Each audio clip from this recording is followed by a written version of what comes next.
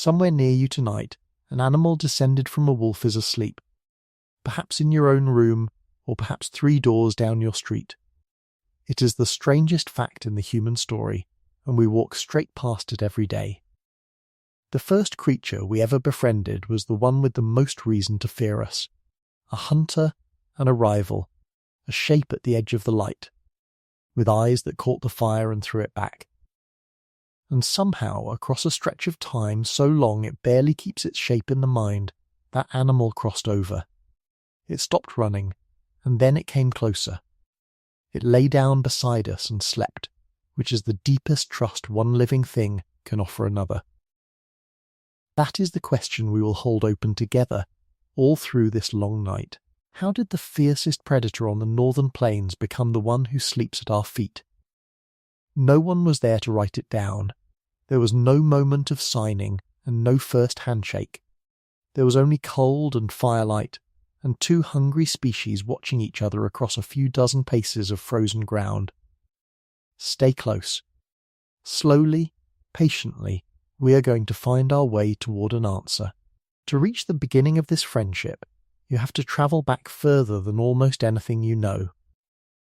Past every city, past every field of grain, past the first pot ever fired, the first wall ever raised, the first word ever scratched into clay. Keep going, because all of that is recent. All of that is the last thin skin on the top of the story. The friendship is older. We think it began somewhere between 40,000 and 15,000 years ago. That is not a small window, and we will spend a good part of tonight understanding why the window refuses to close. But hold the larger number in your mind for a moment. 40,000 years. Long before farming. Long before anyone had thought to plant a seed on purpose, or to keep a sheep, or to milk anything at all. This matters more than it first appears. Every other animal in your world was tamed by farmers. Cattle, sheep, goats, pigs, horses, chickens. Every one of them came to us after we had settled, after we had grain to spare and pens to build, and a reason to hold an animal in one place. The dog came first, by thousands of years. The dog was tamed by people who owned almost nothing, who carried their lives on their backs, who followed the herds through a frozen world and slept under skins. We were still hunters when we made our first friend. Let that sit for a moment. I wonder where you are as you listen tonight. A city apartment, high above a street that never entirely goes still, a house out in the countryside, in the deep blue hour before dawn. A single lamp burning in a room where everyone else has already gone to sleep. Perhaps you are lying in the dark with your eyes closed, letting this voice be the only light in the room. And perhaps this is the part I like best. There is a dog in the house with you right now, curled at the foot of the bed, or stretched across a doorway, making that small, heavy sigh they make when they settle. If there is, then the story we are about to tell is not a story at all. It is a thing breathing in the same room as you, older than every language you have ever heard spoken. Wherever you are, the door is closed, the night belongs to you, and it can be exactly as long as it wants to be. So let the years fall away, and come and stand with me in a colder world. Begin with the cold, because everything in this story begins with the cold.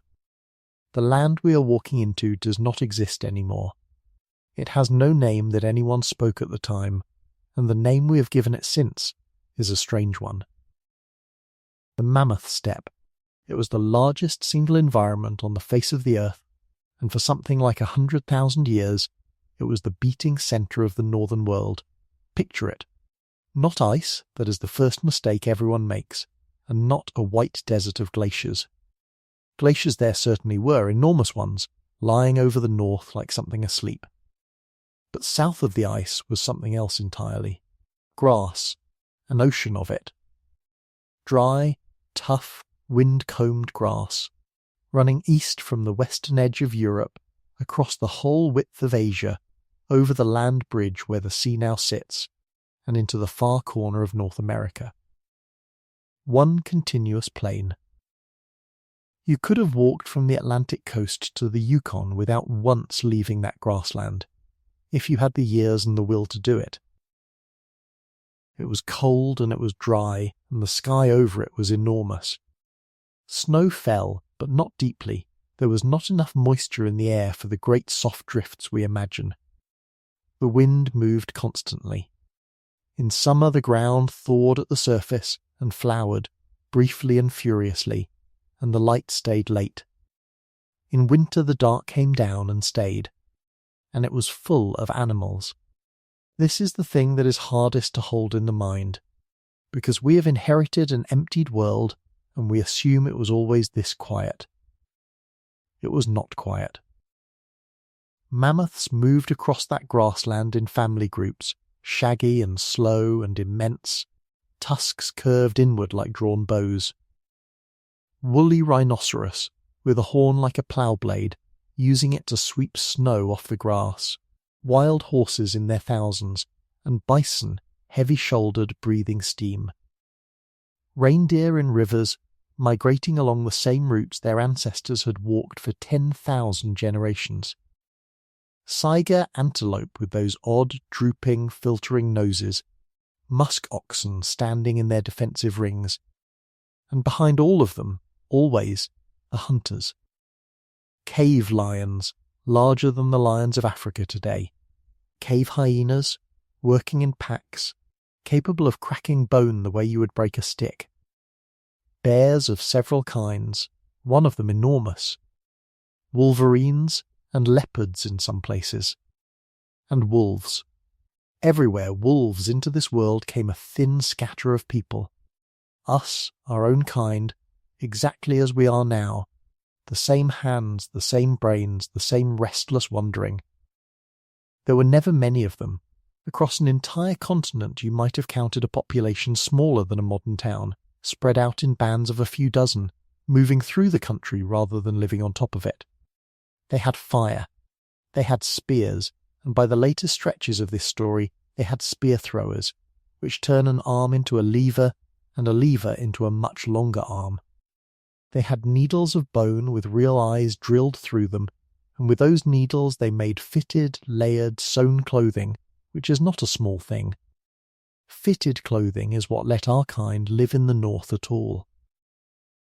They had shelters made from hide and bone and mammoth tusk. They had art, and by any measure it was extraordinary. They had music, because we have found the flutes. They had ritual, because we have found the burials, laid out with care and covered in ochre and beads that took thousands of hours to make. What they did not have was any margin. That is the fact to carry with you through this whole night. Everything about that life was lived close to the line. A bad winter could end a band. An injury to one strong adult in the middle of the season could unravel everything. There was no store, no reserve, no one to call. There was what you had killed, what you had gathered, what you had dried and cached and buried under stones, and there was the weather, which did not negotiate. They needed every advantage the world would give them, and out on that same grassland, hunting the same herds, walking the same valleys, was an animal that was in almost every way their equal. Not their equal in cleverness, we should be honest about that, but their equal in something stranger, and more important, their equal in method, because there were two great cooperative hunters on the mammoth steppe. Only two species that lived in tight family groups, that raised offspring together over long dependent periods, that shared food they had not personally caught, that defended a territory, that communicated constantly, that could plan a hunt across a landscape and take down prey many times their own weight. One of them was walking upright, carrying fire. The other was watching from the ridgeline, and here is where the mystery starts to bite. Those two hunters were competitors. They wanted the same animals, and they used the same routes. They found the same carcasses, and they must, at times, have found each other over the top of one. Everything in the logic of a hard world says they should have stayed enemies. Everything says the wolf should have kept its distance, and we should have kept ours, and that the arrangement should have held for as long as the grass held. It did not hold. Something crossed over. And whatever it was, it happened so early and so far outside of writing or memory that we have been arguing about it ever since. With bones, with teeth, with footprints in cave mud, and now with the strands of ancient blood we have learned to read out of ground-up fragments of skull. So before we can ask how the crossing happened, we have to meet the animal that made it. Not the wolf of stories, but the real one. We have done the wolf a long and clumsy injustice. For most of recorded history we painted it as the thing in the trees, the appetite in the dark, the animal that waits for you to be alone. Almost none of that is true, and the truth is far more interesting, because the truth is what makes the friendship possible. A wolf pack is a family. That is the single most important sentence anyone has ever written about wolves, and it took us a remarkably long time to get to it. For decades the picture in every book was of a savage ladder, an alpha at the top, holding power by force, snarling down at a ranked line of subordinates who were forever plotting to take his place. Struggle, domination, constant tension. That picture came from studying wolves in captivity. Unrelated adults taken from different places, penned together in an enclosure they could not leave. Of course there was tension. Put any strangers in a small space with no exit, and you will see a hierarchy form. Out on the open land, where wolves actually live, it looks nothing like that. A pack is a breeding pair and their offspring from the last several seasons, sometimes with an aunt or an uncle attached. The two at the top are not tyrants, they are parents, and the others are not rebels waiting for a coup. They are family members, growing up, learning the country, and eventually leaving to try to found families of their own. The researcher who did more than anyone to popularize the word alpha spent the last decades of his working life trying to take it back. He wrote papers about it. He asked publishers to stop reprinting his own earlier book. The correction has never quite caught up with the myth. So set the myth down. Here is the animal as it is. A wolf pack raises its pups collectively, and this is rarer in nature than you might think. Only the top pair breeds usually, but everyone feeds the litter. Every returning adult brings food back, carrying it in the stomach and bringing it up again at the den, which sounds unlovely and is in fact one of the most tender arrangements in the animal world. An adult travels 20 miles, eats what it can, comes home, and calmly gives that meal away to something that did not earn it. Somebody stays behind at the den while the others hunt, and somebody is always on watch. Pups are played with, corrected, tolerated, and taught. They are allowed to fail at things for months. They are fed long past the point where they could technically survive alone. Does any of that sound familiar? It should, because on the same grassland, in the same weather, our own kind was doing precisely the same thing. The long dependent years, the shared food, the adults who feed offspring that are not theirs, the elders who stay at camp, the whole cooperative machinery that we tend to think of as uniquely, specially human. It is not uniquely human. It evolved twice on that step, in two very different bodies, for the same reason. Because it works. Now watch them hunt, because this is the other half of the resemblance. A wolf hunt is not a charge, it is an assessment. The pack moves slowly toward a herd, and the herd knows they are coming, and both sides understand the arithmetic. The wolves are looking for the one animal in the group that is carrying something wrong. An old injury, a limp, a sickness, exhaustion, age. They test, they move the herd, and they read what the movement shows them. Most of the time, they get nothing. Study after study of wolves hunting large prey shows failure rates that would end most careers. Something like 9 attempts out of 10 come to nothing at all. They break off, they rest, they try again tomorrow. It is patient, relentless, calculating work.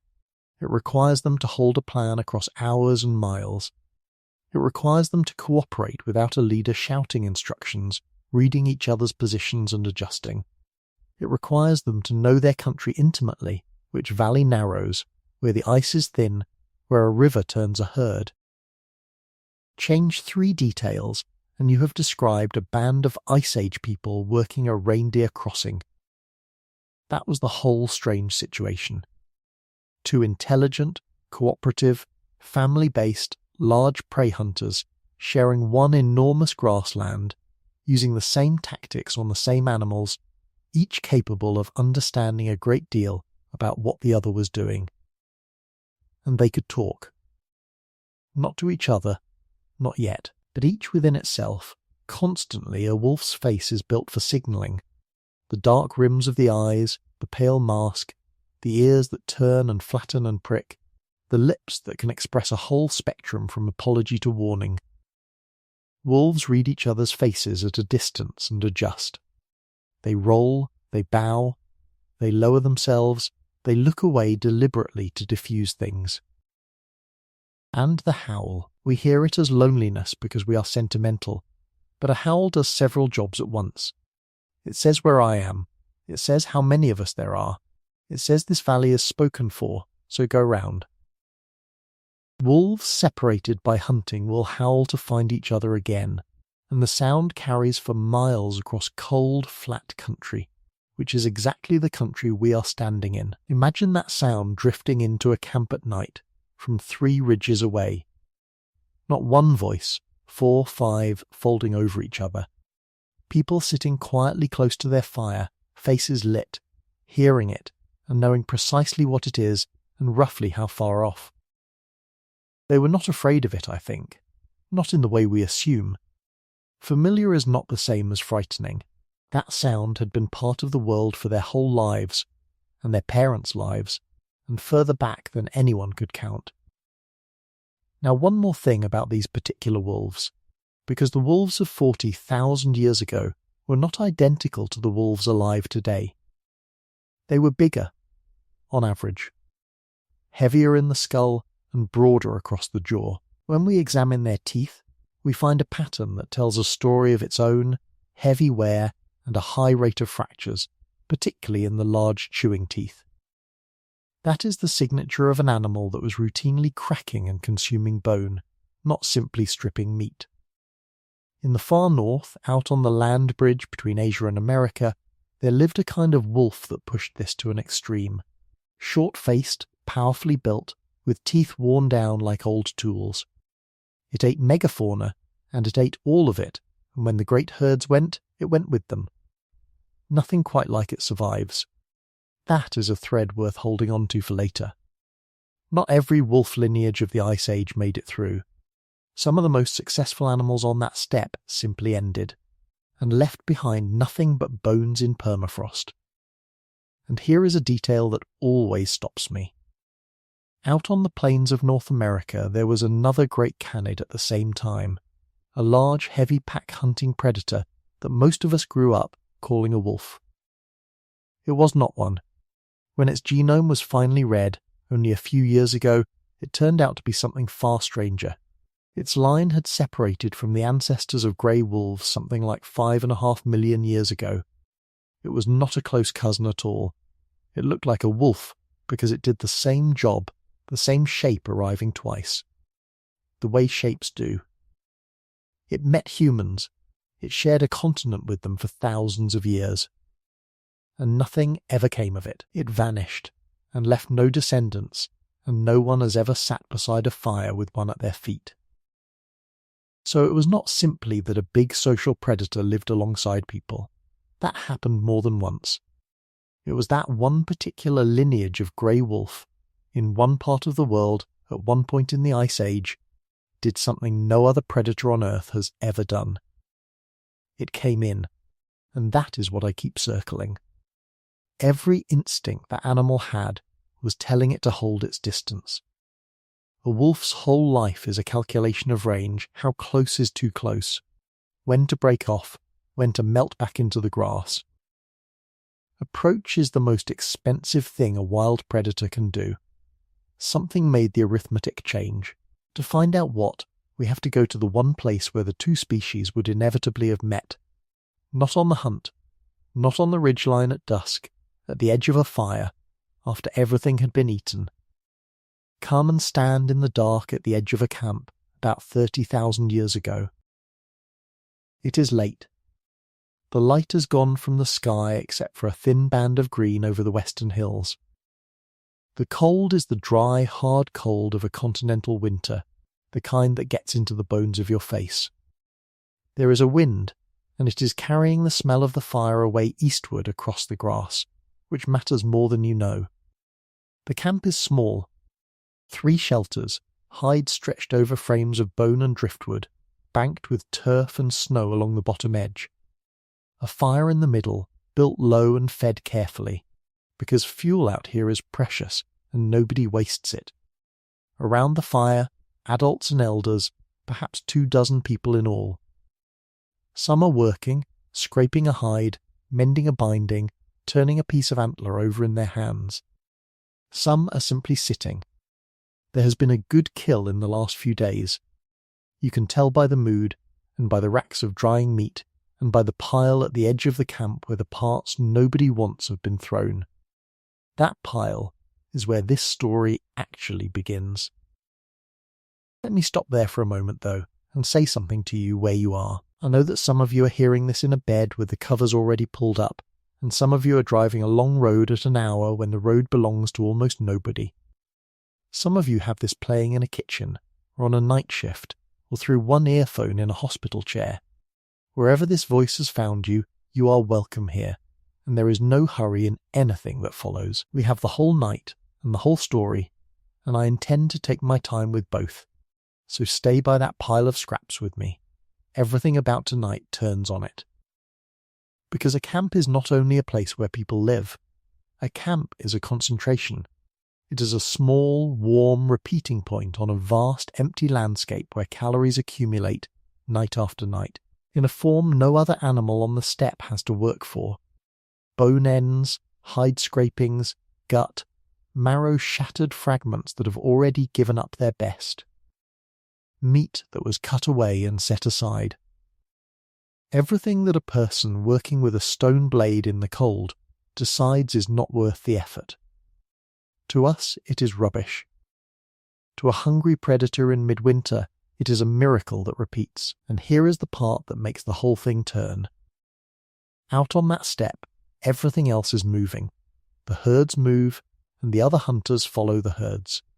Food is scattered, seasonal, unreliable, and it fights back. But a human camp stays put for days or weeks at a time, and it produces the same offering every single evening, and that offering does not run, and it does not kick. And nothing has to be brought down to get it. There has never been a food source like it. Not in the whole history of that grassland. The only cost is proximity. To eat from that pile, an animal has to come close to the most dangerous species that has ever lived. Close enough to smell the smoke, close enough to hear the voices, close enough to be inside the range of a thrown spear. So the question stops being, why would a wolf come near people? The question becomes, which wolves could bear to. Sit with that, because it is the hinge of the entire night. Every wild animal carries a number. It is not written anywhere, and the animal could not tell you what it is, but it governs almost everything the animal does. Behavioral scientists call it flight distance. It is the range at which a creature stops feeling curious and starts feeling in danger, the invisible line where interest turns into retreat. For most wolves in most places, that line sits a long way out, hundreds of paces. A wolf sees a person on a ridge and it is gone, folded back into the terrain before you have properly registered it. That instinct is not cowardice. That instinct is why wolves still exist. But flight distance is not the same in every animal. It varies, the way height varies, the way temperament varies in the dogs you have known. Within any wolf population there is a spread. Most sit near the middle. A few are unusually wary, and a very few, sit at the bold end of the curve. And crucially, that variation is inherited. Nervousness has a heritable component, and so does its opposite. Now put the pile of scraps and the spread of temperaments together and watch what happens on its own, without a single human being deciding anything. The wary wolves stay out on the grass, where they have always been, doing what wolves have always done, hunting hard, failing 9 times in 10, losing pups in bad winters. The bold ones creep in after dark, eat food they did not have to chase, and go back to their dens with full stomachs on a night when the wary ones have nothing. Do that for 1 winter, and it means very little. Do it for 100 winters, for 500, and it is no longer a behaviour, it is a bloodline. I want to be precise here, because this is where people usually get the story wrong. The wolves who came closest were not the fiercest. That is the instinctive assumption, that taming an animal means breaking something strong, that the boldest predator would be the most aggressive one. It is exactly backwards. An aggressive wolf near a human camp has a very short career. It threatens someone, or it takes something out of a hand, or it stands its ground at the wrong moment, and that is the end of it. People in that world were not sentimental about predators near where they slept. A wolf that snarled at the fire got a spear, and its temperament left the story that night. The fearful wolf also leaves the story in a gentler way it simply never approaches, never gets the free food, and goes on living the ordinary hard wolf life out on the plain. The only temperament that could survive at the edge of a human camp was a very specific and rather unusual combination. Bold enough to approach, and calm enough not to threaten. Tolerant enough to eat with people 40 paces away and not lose its nerve. Able to be near us without either fleeing or bristling. That combination is rare in wild wolves. It is close to universal in dogs. And nobody had to invent it. Nobody selected for it deliberately, and there was no plan. There was a pile of scraps, a hard winter, and an animal that varied, and the landscape did the rest.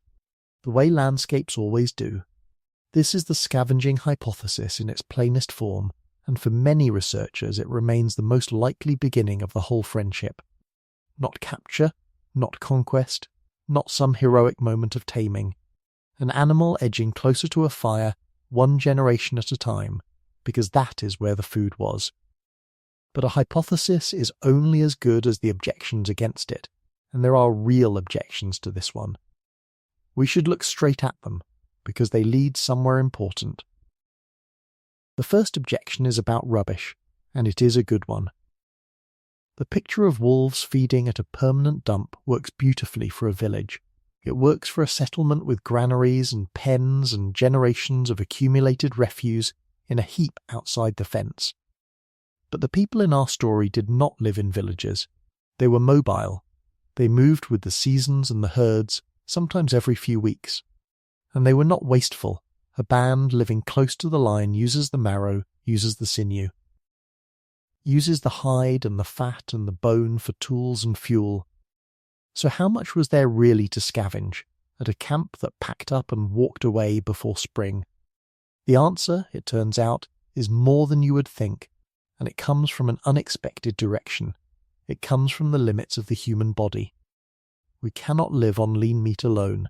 This is one of those facts that sounds like trivia and is actually a doorway. Protein has a ceiling. The human liver can only process so much of it, and beyond roughly 1/3 of your calories, protein stops nourishing you and starts poisoning you. Northern hunters knew this perfectly well in practice, long before anyone had a word for it. Fat was the prize. Fat and marrow were what you fought the winter with. Lean muscle meat was almost a byproduct. Now think about a successful winter hunt in a cold, dry world where meat does not spoil quickly. A large animal is brought down. The fat is rendered and hoarded. The marrow is cracked out, and the organs are eaten. And the band is left holding a quantity of lean meat that they physically cannot use, in a season when there is nothing else to do with it. That surplus costs them nothing to give away. And there is an animal at the edge of the light that can live on lean meat indefinitely, because a wolf's body handles protein in a way ours never could. Do you see the shape of it? A resource we could not use, offered to an animal that could, and offered not as charity, but as waste. Some researchers have argued that this alone is enough to explain the whole beginning, and that it explains why the friendship formed in the cold north, rather than in warm country where meat rots in a day and nothing is ever surplus. The second objection is stronger and more human, and it points to a different beginning entirely. Because the scavenging story asks us to believe that people simply tolerated a predator hanging around their sleeping place for centuries without ever doing the one thing that people always do. We take animals in. We have always done it. It is one of the most consistent behaviours in every human society ever described. Hunting peoples all over the world, on every continent, keep wild animals. They raise them in camp, feed them, name them, and grow attached to them, and the practice is so widespread that anthropologists gave it its own name. Peccaries, monkeys, parrots, deer, bear cubs, otters, birds of a dozen kinds, carried home. Fed by hand, allowed to sleep among people. Almost none of that ever leads to domestication. The animal is kept, it is loved, and eventually it grows up and becomes unmanageable, or wanders off, or is released. The line ends there. It has ended there 10,000 times. But it tells us something absolutely certain about the people in our story. If a band came across a den of wolf pups, some of those pups came back to camp. Of that I have very little doubt. The impulse is too old, too universal, and too deeply wired to have skipped the Ice Age. So now we have two beginnings, and for 30 years the argument between them has been genuinely fierce. In one, the wolves came to us.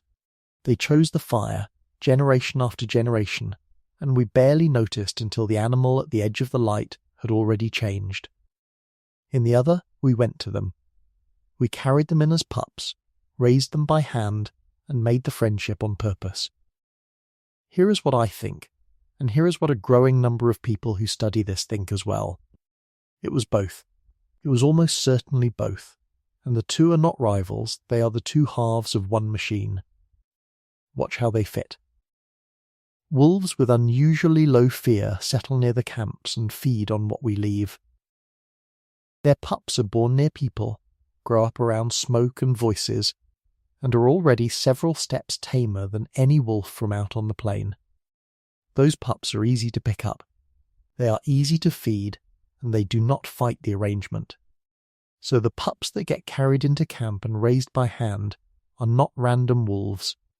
They are drawn from the population that had already been quietly selecting itself for tolerance for hundreds of years without anyone intending it.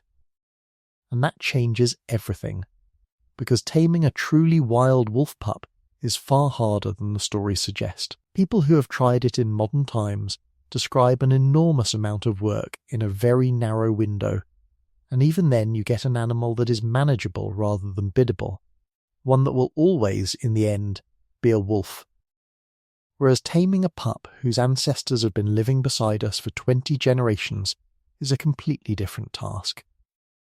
The scavenging did the slow work. The hand-raising did the fast work. And once the two started feeding each other, the process could accelerate in a way neither could manage alone. Which brings us back to the question we have been carrying all night, only now it has a sharper edge to it. Who chose whom? We like to tell it one way. It flatters us. We say that we domesticated the dog, the way we say that we tamed fire and tamed the horse and tamed the land. The verb always points outward, from us onto the world. But look honestly at what happened, and the direction of the verb becomes very hard to fix. We did not go looking for a wolf that would love us. We did not have a plan, or a goal, or the faintest idea that a species could be reshaped. Nobody sat by that fire 30,000 years ago and thought, in 400 generations there will be an animal that fetches, and herds and guards, and lies across the feet of an elder in a room I cannot imagine. The wolves did not have a plan either. No wolf decided to become a dog. Each one simply did what the arithmetic of a cold night suggested. Go where the food is. If you can bear the company. Nobody chose. Both were changed. That is the honest answer, and I find it far more beautiful than the story where we are the clever ones. Two species, each solving its own problem, drifted toward each other across centuries, and somewhere in the middle of that drift, without either of them noticing, the relationship stopped being a trade and started being something else. Now, the moment tameness begins to spread through a population of wolves, something extraordinary happens to their bodies. Not in 100,000 years. Fast, within a handful of generations, in ways that no one predicted, and that we did not properly understand until a long experiment on the far side of Siberia accidentally rebuilt the whole process in front of us. In 1959, at a research institute in Novosibirsk, in southern Siberia, an experiment began that nobody expected to still be running today. The setting matters. This was a fur farm, or rather a research program built around one, stocked with silver foxes, the same species as the red fox, bred in captivity for their pelts for many decades. They were captive, but they were not tame. Anyone who has worked with farmed foxes will tell you what they are like. They shrink to the back of the pen. They snap. They will bite a gloved hand without hesitation, and they do not want you anywhere near them. The experiment had a single rule, and the beauty of it lies entirely in that single rule. Every fox was tested the same way. Someone would approach the pen and offer a hand. That was all. Foxes that fled or bit were not bred. Foxes that hesitated a little less, that came a little closer, that tolerated the hand for a moment longer than the rest, those were the ones allowed to have the next generation. Nothing else was selected for. Not colour, not size, not ear shape or tail carriage, or bark or coat. Only the willingness to be near a person without fear and without aggression. One behavioural trait, measured with a hand. Then they simply waited, and did it again and again. By the fourth generation, something had appeared that should not have been there yet. Foxes that wagged their tails at approaching humans. By the sixth, there were animals that whined for attention, that licked hands, that pushed their heads up to be touched. Within 10 generations, a fifth of the population belonged to what the team called the elite class, foxes that actively sought human company and were distressed when it ended. That much you might have predicted. Select for friendliness, get friendliness. But that is not the part that made this experiment famous. The bodies changed too. Nobody was selecting for bodies, and nobody was even thinking about bodies. Ears began to droop. In wild foxes, the ears are sharp and upright, and stay that way through life. In the tame line, floppy ears began appearing and lingering into adulthood.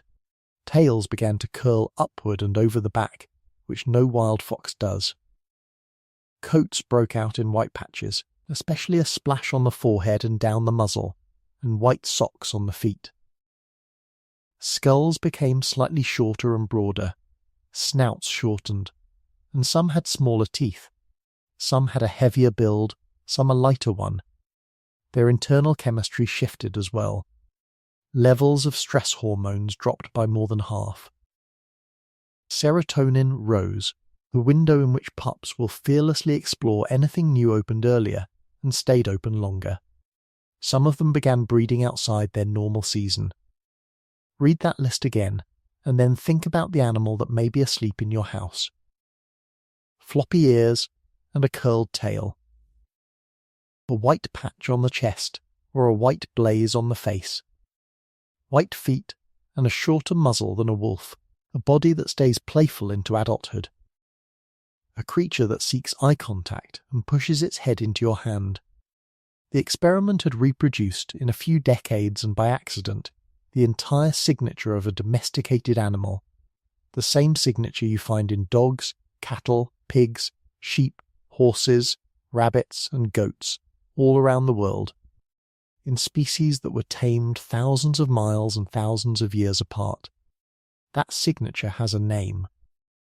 Researchers call it the domestication syndrome, and it is one of the genuine puzzles of biology, because there is no obvious reason why a floppy ear should have anything at all to do with a calm temperament. Why would selecting for one drag along the other? Now, I want to be careful and fair here, because this experiment has been questioned in recent years, and honest history includes the arguments. Critics have pointed out that the founding foxes were not straight from the wild. They came from fur farms in eastern Canada by way of long captive breeding, and animals that had already lived generations around people may have carried more tameness, and more of the associated traits than the original telling suggested. A few of those coat and ear traits had been noted on fur farms before the experiment began. The response from the other side is that the rate of change was still dramatic, that the control lines did not transform in the same way, and that the core result, select for temperament alone, and the body follows, has since been seen in other species and other laboratories. Both things can be true. The experiment may have started further along the road than we were told, and the road may still be exactly the road we thought it was. And here is why it matters so much for our story tonight. What that Siberian Institute did on purpose, with pens and record books and a gloved hand, is a compressed version of what a pile of scraps at the edge of an Ice Age camp was doing by itself. The mechanism is identical. Select for the animals that can be near people without fear. Do it long enough. The rest arrives on its own, uninvited, like something that was waiting to be let out. Nobody in that camp ever bred a wolf for a curled tail. Nobody wanted floppy ears. There is no use for them. Nobody sat down and decided that the new animal should have a shorter face, or a piebald coat, or a bark it would use all its life. Those things came free, in the package, attached to the one trait that actually mattered. So picture it happening on the steppe, slowly, across a span of time that no single person could see. A wolf lineage living close to the fires, each generation a fraction less fearful than the last, because the fearful ones ate less and raised fewer pups. And then, one season, a litter is born near the camp, with something faintly odd about them. A white patch on the chest, where no wolf carries white. An ear that never quite stands up the way it should. A tail that curves a little more than it ought to. Nobody remarked on it. Nobody could have understood it. But that litter is the first visible edge of a new kind of animal, appearing in the world for the first time. The behaviour changed first. The body was simply catching up. Which leaves the deeper question standing. Why should a temperament and a tail be connected at all? What could possibly link the fear response of an adult animal to the colour of its coat and the set of its ears? The answer, when it finally came, had nothing to do with wolves, or foxes, or dogs. It had to do with a handful of cells that exist only in the earliest days of an embryo and then disappear, very early in the development of any animal with a backbone. Long before it has a shape you would recognise, a narrow ridge of cells forms along what will become the spine. They are called neural crest cells, and they are among the strangest things in biology. They do not stay where they are made. They break away and migrate, travelling out through the developing body, sometimes remarkable distances, and settling in the places where they are needed. And the places they are needed are a curious list. They become the pigment cells that colour skin and fur. They contribute to the cartilage of the ears and much of the structure of the face and jaw. They help build the teeth. They form parts of the nervous system that runs the automatic body. And critically, this is the piece that unlocks everything. They build a large part of the adrenal glands, the small organs that produce the surge of hormones behind fear. One migrating population of cells. Colour, ears, face, jaw, teeth, and the machinery of fright. Now suppose you select an animal over and over for a weaker fear response. You are, in effect, selecting for slightly fewer of those cells arriving at the adrenal glands, or arriving a little late or a little short of the full quantity. But the cells are all on the same journey. Reduce the flow and everything at the end of the road is affected. Fewer pigment cells reach the chest and the forehead and the feet, which are the furthest points on the map, so those places come out white. Less cartilage reaches the ear, so the ear cannot hold itself upright. The jaw grows a little shorter, the teeth come in a little smaller, and the tail curls. It is one of the most elegant explanations in modern biology, and it arrived only about a decade ago. It has not been proven beyond argument, and there are researchers who think it explains some of the pattern rather than all of it. But it does something no earlier idea managed. It takes a scattered list of unrelated-looking features and shows them as a single thing seen from different angles. The floppy ear is not an accident sitting next to the tameness. The floppy ear is the tameness, wearing a different face. So when you look at a dog with a white blaze and soft ears, you are not looking at a decoration. You are looking at the visible readout of a nervous system that was rebuilt over hundreds of generations to be able to sleep beside a fire full of people. There is a second change, running alongside the first, and it may be even more important to how it feels to live with these animals.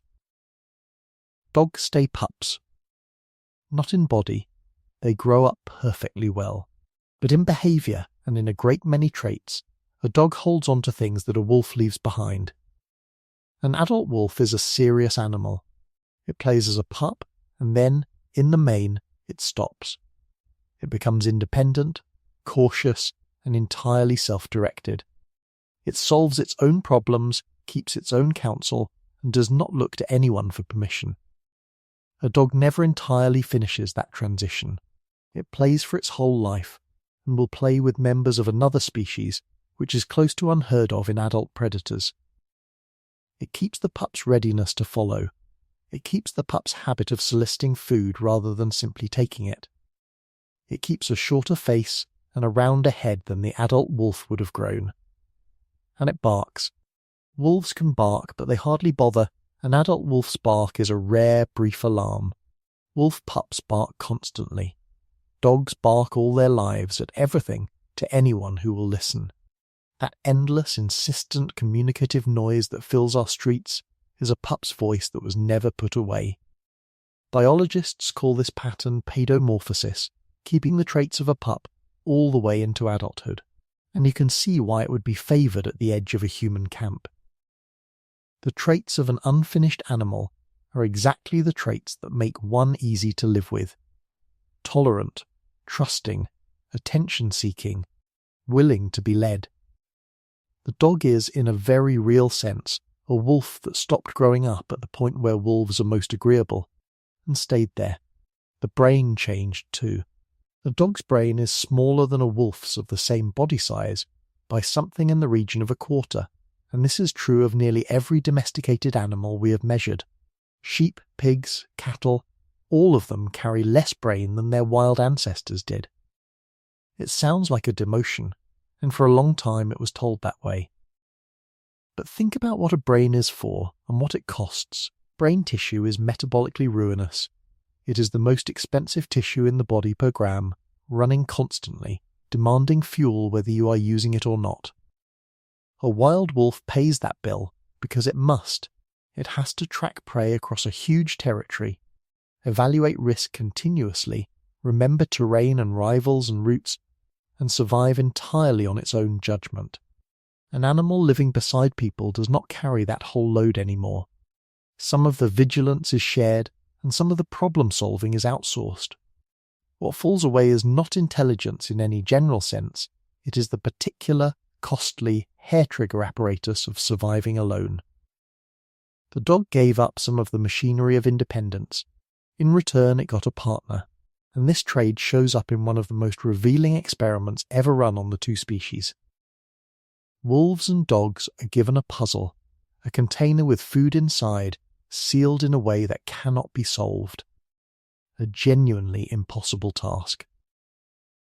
The wolf works at it. It keeps working. It pulls, digs, bites, circles, and tries again, focused entirely on the object, sometimes for a very long time. The dog tries for a while, and then it does something no wolf does.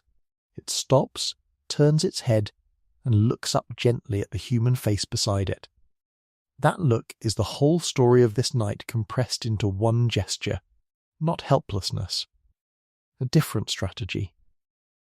The dog has learned across 10,000 generations that the fastest route through a problem is often the animal standing next to you. Somewhere on the far side of that change, the wolf at the edge of the firelight had become something else, not a wolf that tolerated us. A creature whose way of solving the world now included us in it. So what did that look like? On the ground, in a real camp, on a real night. Let us go back and see. Come back to the step with me, and let a few thousand years pass while we walk. Same country, same wind combing the grass, same enormous sky with its thin green band of last light in the west. But this time, when you come over the rise and look down at the camp, there is something in the picture that was not there before. There are shapes moving quietly between the shelters. They are low to the ground and quick. They circle the fire without hesitation. They stop when a person moves, and then they carry on. One of them is lying peacefully against the outer wall of a hide shelter, in the place where the wind is broken, with its nose tucked under its tail. Nobody is watching them. That is the detail that should stop you. Nobody in that camp is keeping an eye on the predator sleeping 4 paces from where they will sleep. Walk in. You are welcome here tonight. The first thing you notice is the sound. Not silence, you had imagined silence, but a camp with these animals in it is never quite quiet. There is a low grumble somewhere over by the racks. A short yip, the scrabble of claws on frozen ground when 2 of them decide, for no visible reason, to run 3 circles around the shelters and then stop and stand looking at nothing. The second thing you notice is the smell. Wood smoke and hide and rendered fat, and under it the warm dusty smell of an animal that has been lying near a fire, a smell you know perfectly well, because it has not changed in 30,000 years. Sit down slowly on the hide someone has spread for you. The fire is low and steady, banked with bone, and the heat comes at you in a narrow band across the face and the front of the knees, while your back stays cold. That is what a fire actually does. It never warms all of you at once. Across the flames, an elder is working a piece of antler with a burrin, turning it, checking the line, taking off a curl.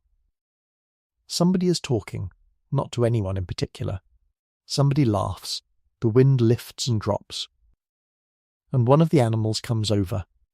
It does not rush and it does not grovel. It arrives at your side the way they always arrive, as though it had been coming there all along, and stands for a moment with its shoulder against your arm. Its coat is thick and coarse on the outside, and dense underneath. Its ribs move against you. Then it drops down, deliberately half across your leg, and lets out that long sighing breath they make when they decide a place is good. Feel the weight of it. That weight is the whole story, because everything about that gesture is impossible. Here is a predator with a bite that could break the bone in your forearm, an animal descended from the most efficient pack hunter on the northern plains, and it has just made itself defenseless against you. It has put its spine within reach. It has closed its eyes. It has chosen, out of everywhere on that entire grassland, to sleep against the body of a member of another species.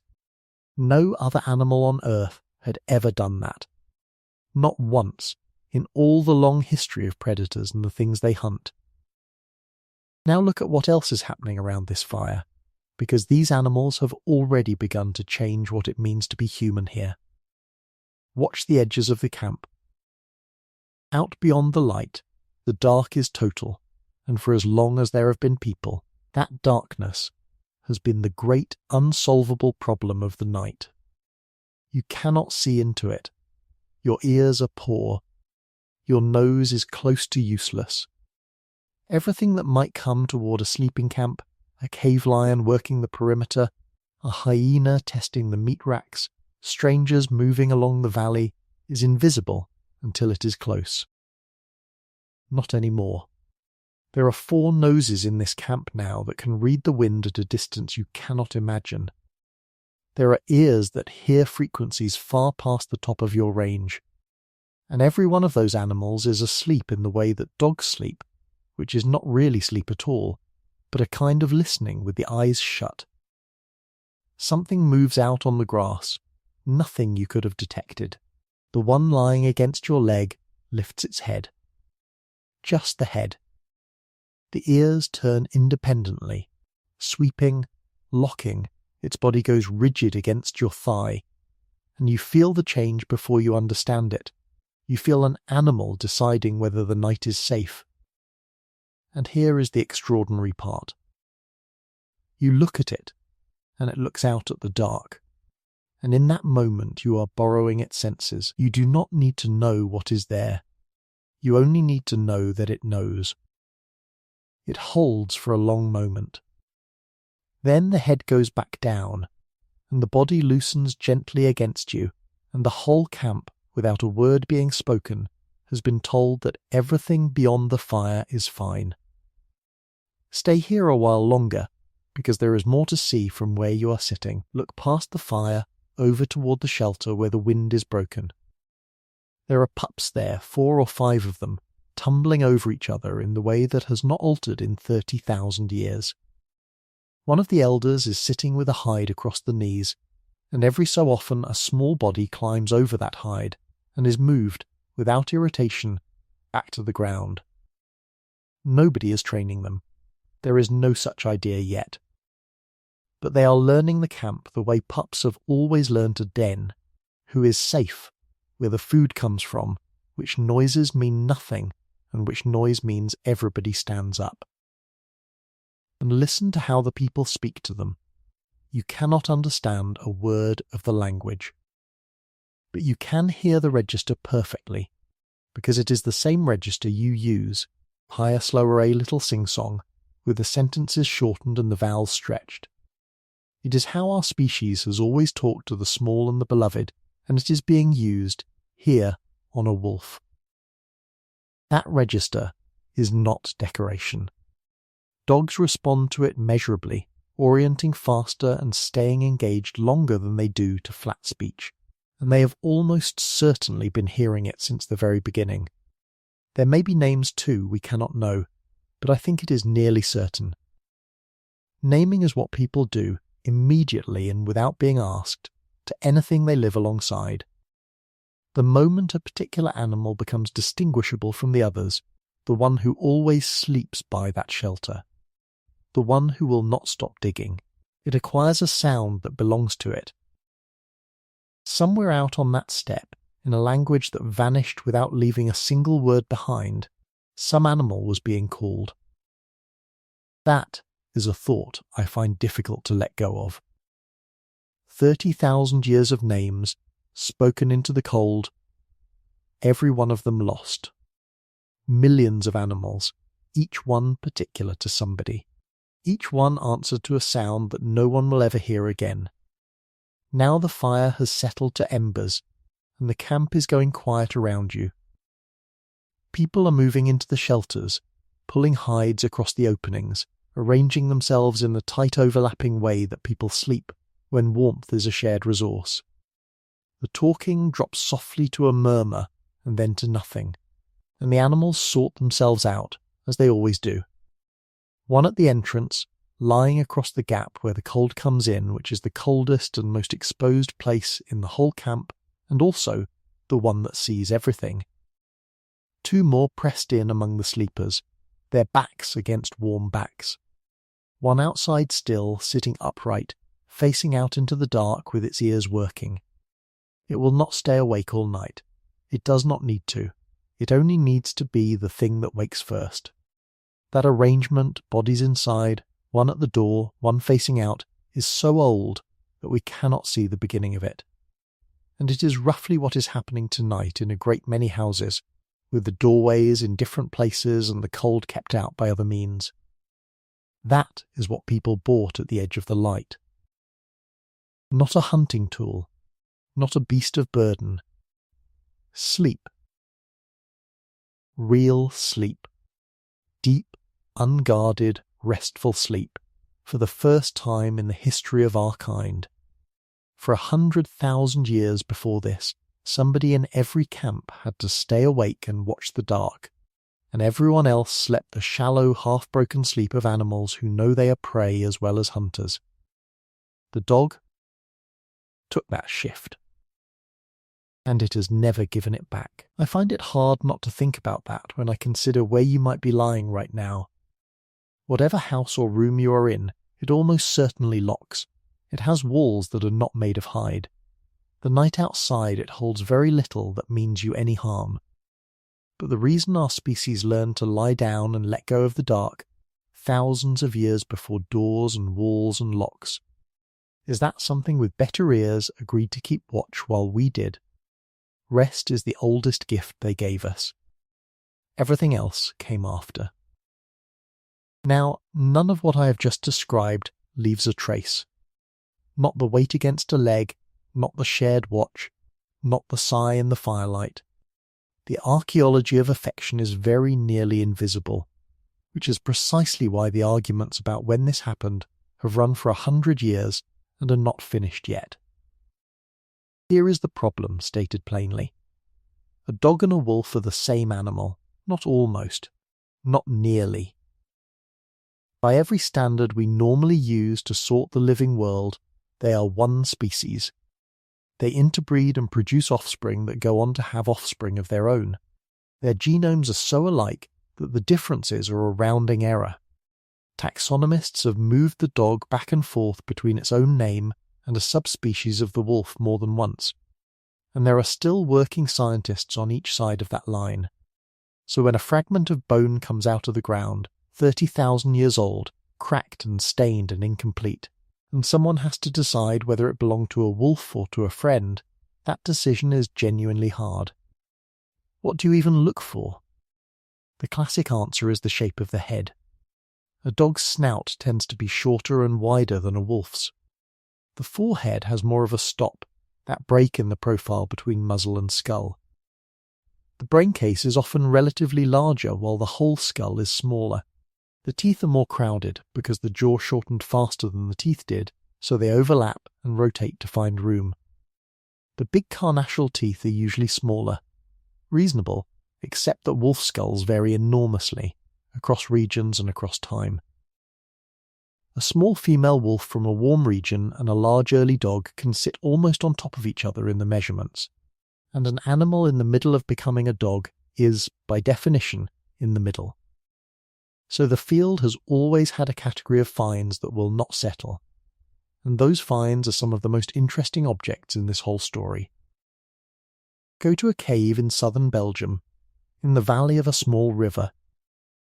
Among the bones recovered there, and recovered a long time ago, which brings its own difficulties, is a canid skull that has been dated to something like 36,000 years ago.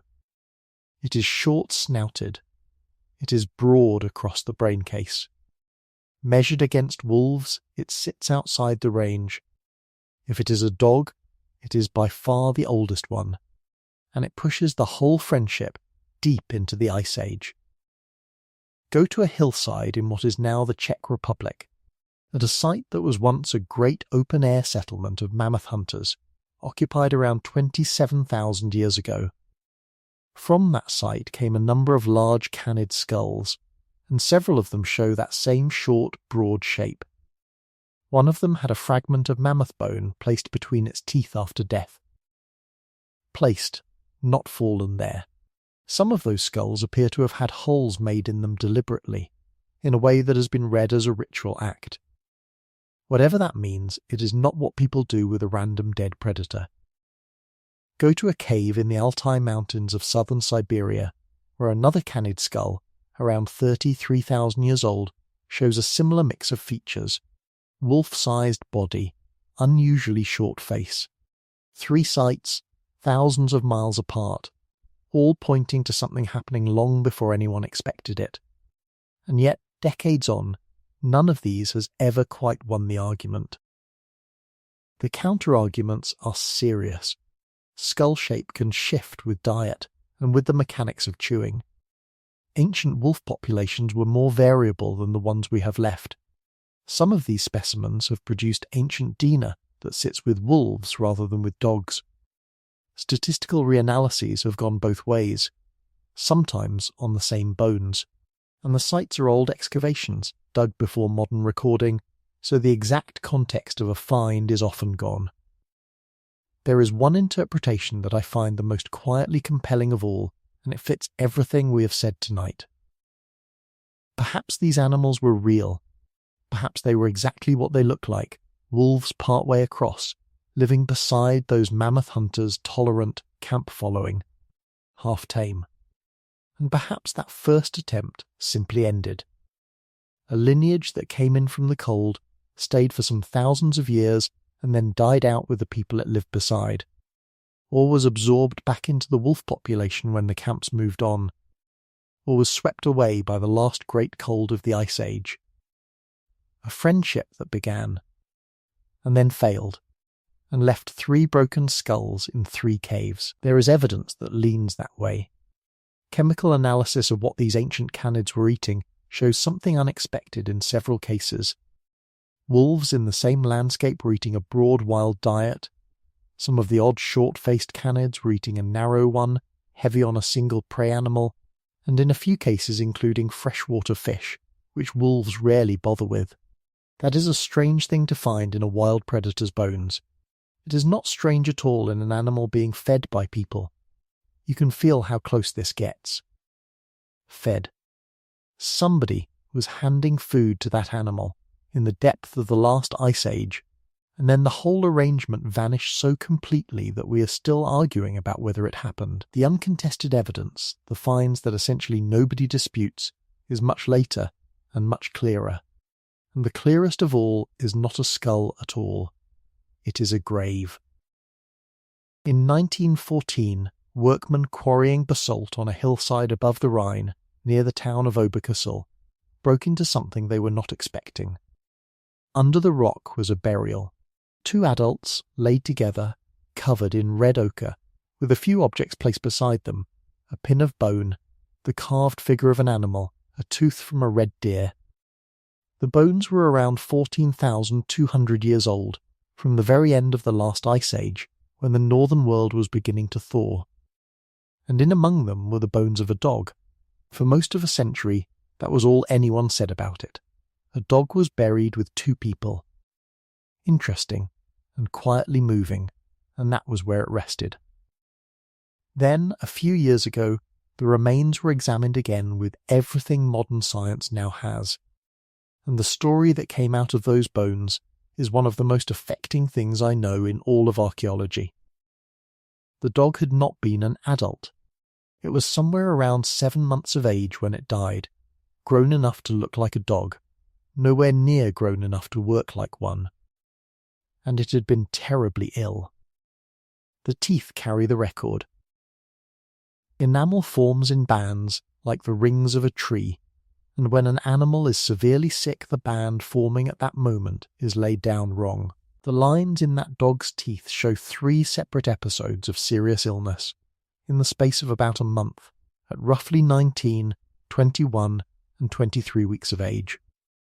The pattern matches canine distemper. Anyone who has kept dogs will feel their stomach drop at the word. It is a viral disease, it is brutal, and in its severe form it brings fever, streaming eyes and nose, vomiting, diarrhea, and then, in the last stage, seizures and paralysis. An animal that ill cannot stand, it cannot find water, it cannot feed itself. Out in the wild it is dead within days, that is simply what happens. This one survived. 3 separate crises over weeks, and it came out the other side and lived on for months afterward. There is only one way that happens. Somebody kept it warm. Somebody carried water to it and got it to drink. Somebody cleaned it, over and over through the worst of it. Somebody fed it by hand when it could not lift its head, and did that not for a day but through weeks of relapse, in a camp at the edge of an ice age, where every calorie and every hour of effort had a cost. And here is what makes it undeniable. That animal could never have paid any of it back. It was too sick to guard. It was far too sick to hunt. There was no economic argument for a single hour of that care, and everybody in that band would have known it. They did it anyway. Let that sit for a moment. 14,000 years ago, somebody nursed a sick pup through distemper for no reason at all, except that they could not bear to watch it die. And when they themselves came to be buried, the animal went into the ground with them, under the ochre, alongside the carved figure and the deer tooth, and whatever else they had thought worth keeping. That is not the archaeology of a tool. Nobody buries a tool with their family. And this is not the only grave. Once you know to look, they appear across the whole of the human world. In the north of what is now Israel, at a settlement beside a lake, there is a burial from about 12,000 years ago. An elderly person, laid on their side with the knees drawn up, and placed against the upper body, beneath the hand, a hand resting on it, deliberately arranged. The body of a canid pup. Whoever arranged that grave was making a statement about a relationship. There is no other way to read a hand placed on an animal for eternity. In central North America, at a site above a river valley in what is now Illinois, 3 dogs were buried in individual pits about 10,000 years ago. Each in its own grave, each carefully laid out. Not thrown into a midden with the refuse. Given a burial, one at a time, in the way that mattered to those people. In southern Sweden, thousands of years later, dogs were buried with grave goods, flint blades, antler, ochre, and in some cases the dog's grave was richer than the human graves around it. The pattern repeats on every continent that people reached. Wherever we went, we buried them. Long before we wrote anything down, we were digging holes in the ground for an animal and putting things in beside it. There is one more kind of trace, and it is the one I think about most, because it is so ordinary that it is almost unbearable. Deep inside a cave in southern France, there is a trail of footprints preserved in soft clay, left by someone walking through the dark with a torch. Beside them, in places, run the prints of a large canid, 2 sets of tracks going the same way into a cave. I should say honestly that this one is contested, and seriously so. The dating of the prints is difficult, the association between the human and animal tracks is disputed, and the canid may well have been a wolf that passed through at some quite different time. Careful researchers have argued both sides for years. It may not be what it looks like, but it is worth holding in your mind anyway, because whether or not that particular cave records it, something exactly like it happened many thousands of times, in places where the mud did not survive to tell us. Somebody walked into the dark. And something walked in with them. That is the picture the archaeology gives us. Care, burial, companionship. It is generous and it is deeply human, and it comes with one enormous limitation. It is all quite late. 14,000 years, 12,000, 10. By then the friendship is not beginning, it is long established and already spread across the world. To see the beginning, we needed something that could look further back than bones. And about 30 years ago, we found it. Every living thing carries an archive inside it. Not a memory, nothing so tidy.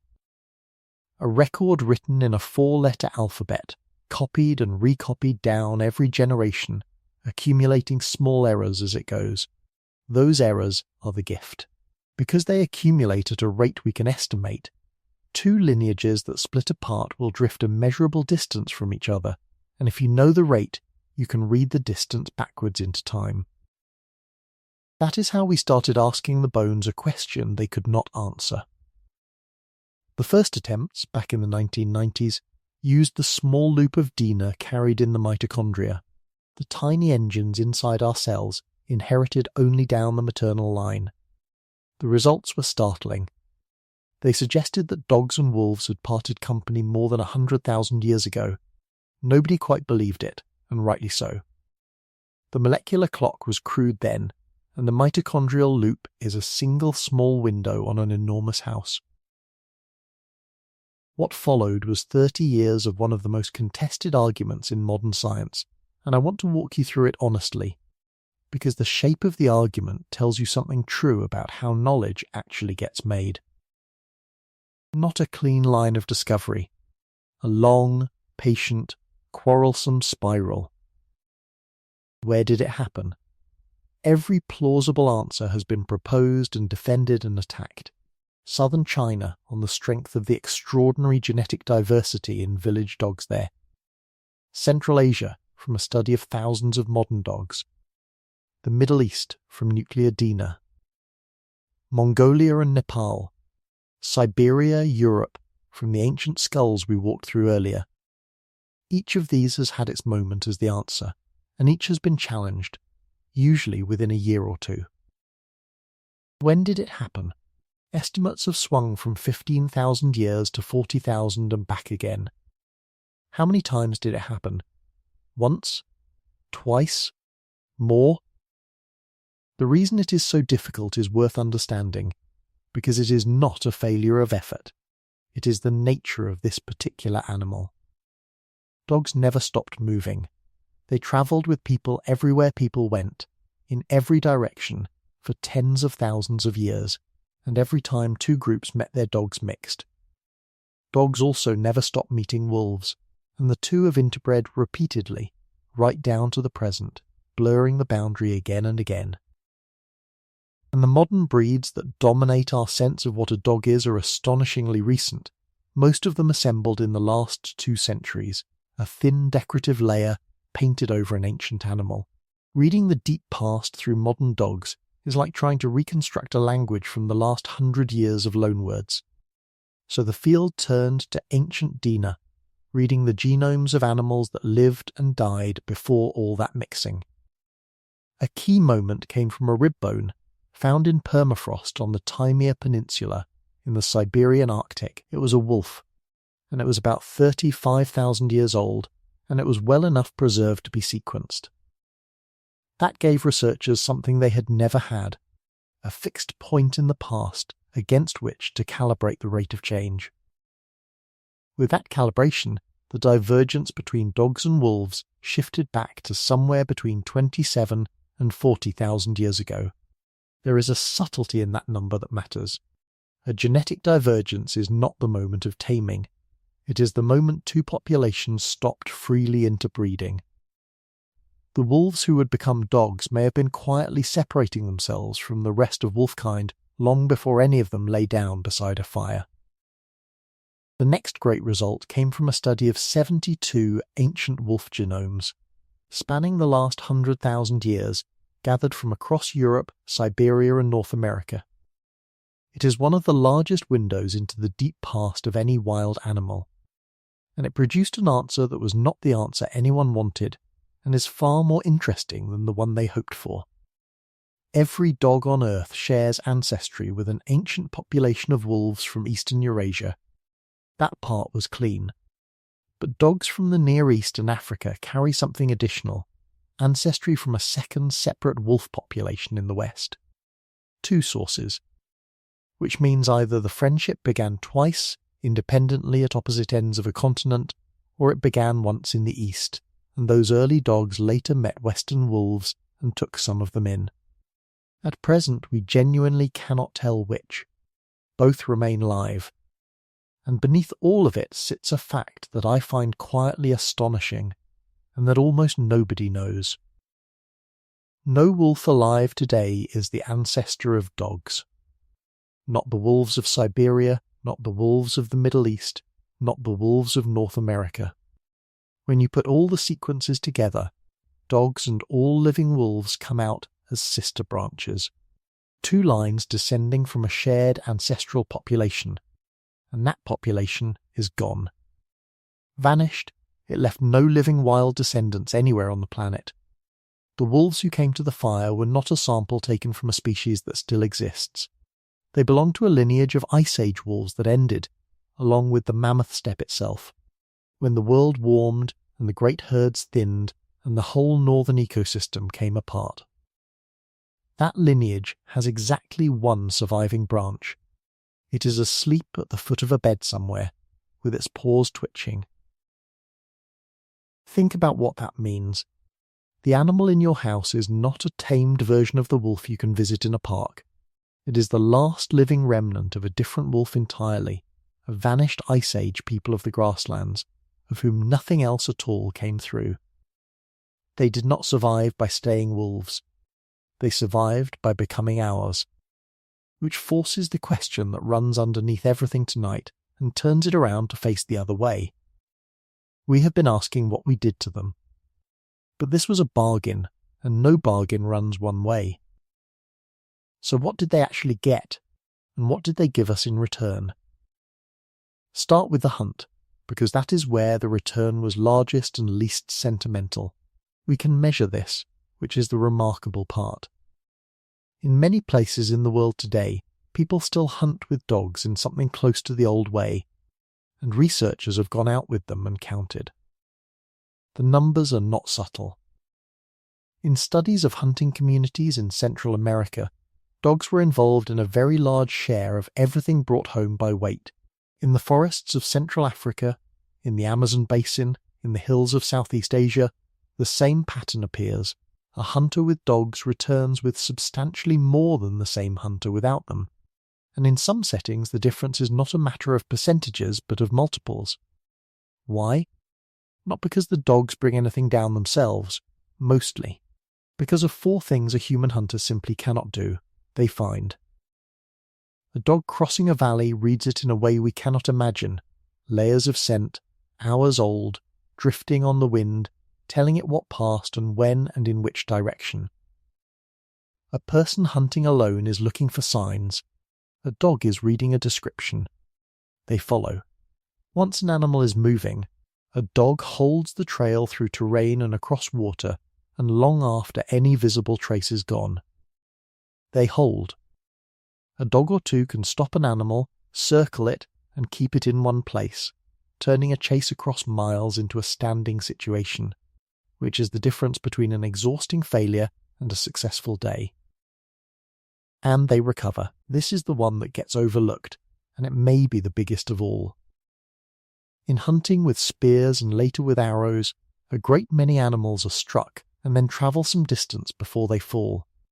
Without a dog, much of that is simply lost, the effort spent, the risk taken, and nothing to show. With a dog, the trail is followed and the animal is found. Multiply that across a lifetime, and across a band, and across generations. It is not a marginal improvement. It is the difference between a hard winter and a fatal one. There is an idea, a controversial one, that this arrived at a decisive moment in our history. Around 40,000 years ago, our kind spread across Europe while another human species, long established there, faded out. One archaeologist has argued that early dogs may have been the hidden advantage, letting our ancestors hunt more efficiently than a competitor who never made the same alliance. Most specialists think that is too neat, and the dating does not comfortably support it. I offer it not as a conclusion, but as a shape worth turning over, because it points at something real. A relatively small edge, compounded over thousands of years, is how history actually moves. Now the second gift, which is the one I described you feeling at the fire. The senses. It is genuinely difficult to grasp how much better a dog's are than yours. The lining of a dog's nose carries something in the region of 200 to 300 million scent receptors.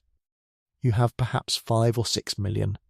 The part of the brain devoted to processing smell is proportionally something like 40 times larger than the equivalent in you. They do not smell more strongly than we do, they smell in a different dimension, the way we see colour and a colourblind person does not. Hearing is the same story. Your upper limit sits around 20,000 cycles a second, and it has been falling since you were an adult. A dog hears well past 40,000, and in some measurements past 60. It can locate a sound source with far more precision and detect a faint noise several times further away than you can. So consider a camp in a dark landscape full of large predators 10,000 years before anyone built a wall. Every night, the same problem. The dark is opaque, and the things that hunt at night are extremely good at it, and you are asleep and horizontal and slow to wake. Then, into that camp, come animals that carry a nose and a pair of ears far beyond anything our lineage ever evolved.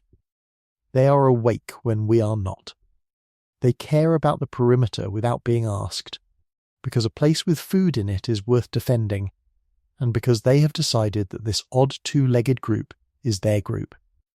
That is the trade at its purest. We had the fire, the tools, the planning, the hands. They had the senses and the night. Neither was much use to the other in daylight. Together, in the dark, they were unassailable. And there is a third gift, more homely than the others, and I have always thought it the loveliest. Warmth. A dog runs hotter than you do, a degree or two above human body temperature, wrapped in a coat built for a world with no heating in it. In an unheated shelter, on a night at the bottom of winter, a dog lying against a person is not a comfort. It is a heat source, giving out steadily and gently for as long as it sleeps. Peoples living in the coldest and driest parts of the world have measured their nights this way for a very long time. A night so hard that you needed one dog against you. A night that took two. And the worst of all, the phrase survives in more than one language, on more than one continent. A 3-dog night. Picture that shelter. The fire banked slowly down to a red eye, the wind working at the hide walls, everyone lying close under skins, and among them pressed into the gaps, warm bodies breathing slowly in their sleep. That is where our species spent tens of thousands of nights.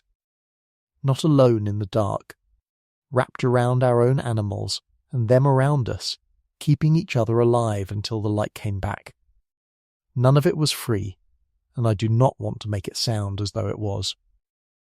A dog eats. A camp with a dozen of them must find food for a dozen more mouths through the lean end of winter, and there must have been seasons when that was a hard and even a bitter calculation. But they stayed. Across every landscape, every climate, every kind of society our species has ever invented, in good years and in famine, they stayed, which tells you the arithmetic came out in their favour more or less every time it was run. And that is before the dog had learned to pull anything. Everything a mobile band owns has to be carried on somebody's back. That single fact governs the shape of the whole life. How much food can you cache? Only as much as you can move. How heavy can your shelter be? Only as heavy as you can lift. How far can you travel in a season, with elders in the group and a bad crossing ahead? Exactly as far as the weakest load-bearer can walk. For hundreds of thousands of years, the only engine our species had was the human body.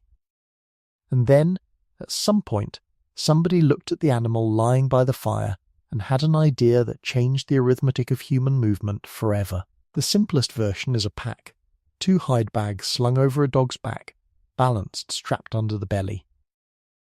A working dog can carry a meaningful fraction of its own weight this way, all day, over ground where nothing with wheels would ever go. The more elegant version is 2 poles crossed over the shoulders, trailing behind on the ground, with a platform of hide lashed between them. There is no wheel in it, and no axle, and it does not care about terrain. It was used across the grasslands of North America for a very long time before horses ever arrived there, and a strong dog could haul on that frame far more than it could ever have carried. Do the sum for a band of 30 people with a dozen dogs. Suddenly you can move more shelter, more dried meat, more stone, more hide, more of the accumulated equipment of a life. You can shift camp with the elders riding on a drag frame instead of being left behind.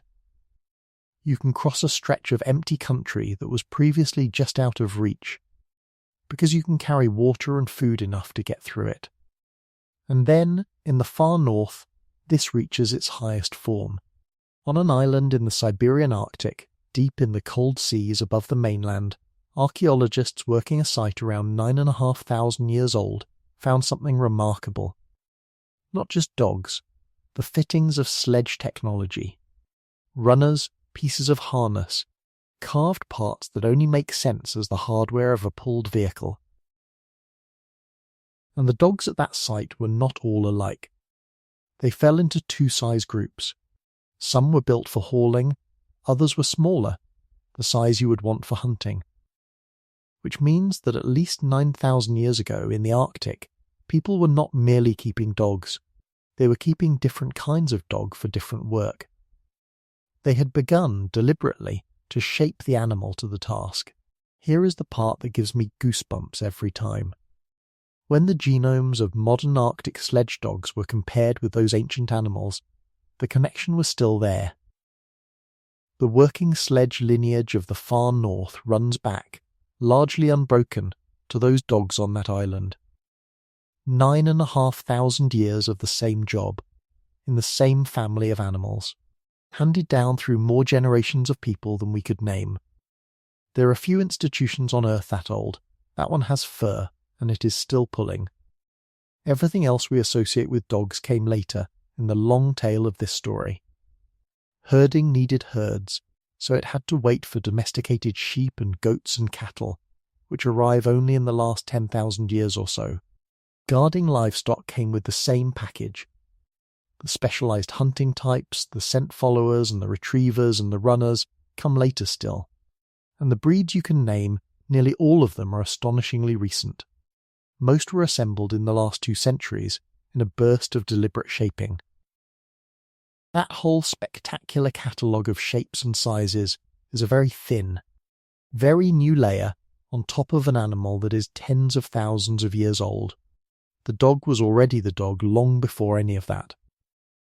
Everything since has been variations played on a theme that was settled at a fire in the ice. So that is our side of the ledger. Now turn it over, because the bargain ran both ways, and the wolves who came in did not get the worse end of it. They got food. Reliable, repeating, all winter, the single scarcest thing in any predator's life. A wild wolf lives on a knife edge of feast and famine wins often. They got safety. Cave lions and hyenas do not come near a camp with fire in the middle of it. Neither do rival packs. They got care. The grave above the Rhine tells us that plainly. An animal in our company could survive things that would end it anywhere else, because somebody would sit quietly with it and see it through. They got the world. When people crossed the Arctic, dogs crossed it. When people put out to sea, dogs went in the boats. Every continent our species reached, they reached with us, including the last frozen one at the bottom of the map. Their bodies even rewrote themselves to suit the new diet. When we became farmers and our leavings turned from bone and gristle to grain and porridge, dogs in those regions accumulated extra copies of the gene for digesting starch, many more copies than a wolf carries. In the far north, where the food stayed meat, dogs kept the wolf's version. They changed their own chemistry to eat what we ate. And then there is the plainest measure of all. The one that any biologist would use to score a bargain. Count them. Grey wolves left in the world today, somewhere in the low hundreds of thousands. A remnant hemmed into the corners of the map, protected in places, persecuted in others. Hanging on. Dogs, something between 700 million and 1 billion, on every landmass, in every climate, in the houses of nearly every human society on Earth. The wolves who stayed out on the grass, who kept their distance and their dignity and their wildness, very nearly ended. The ones who came to the fire inherited the planet. That is the bargain. In full. And it did not stay in one place. It went where we went, and where we went next was the far edge of everything. Somewhere around 16,000 years ago, in the far northeast of Asia, small groups of people began working their way along a coast and across a land bridge that no longer exists, into a continent where no human being had ever set foot. It is the last great migration in our story, an entire hemisphere empty of us, opening ahead of them. They did not go alone. The genetics are clear on this now. The dogs of the Americas before European contact were not tamed there from American wolves.